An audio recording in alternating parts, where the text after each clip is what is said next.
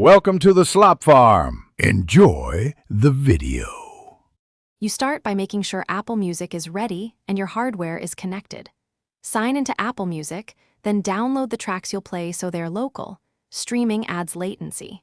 Next, plug in your DJ controller or audio interface and set your device's audio output to route through the interface. Make sure iCloud Music Library is on so playlists sync between devices. Once done, create a short warm-up playlist of 8-12 tracks to test queuing and volume levels before moving into mixing. Now you prepare each track for performance.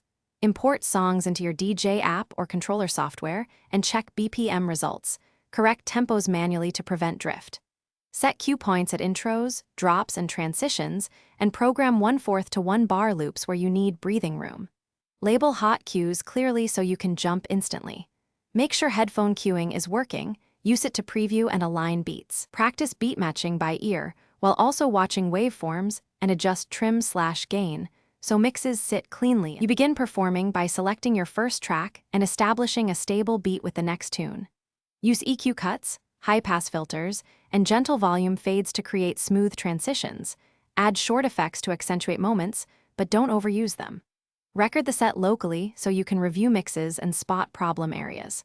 Watch levels closely and keep peaks below 0 dBFS to avoid clipping. If playback stalls or tracks won't play, reauthorize Apple Music, switch to a wired connection, and verify the audio interface is selected.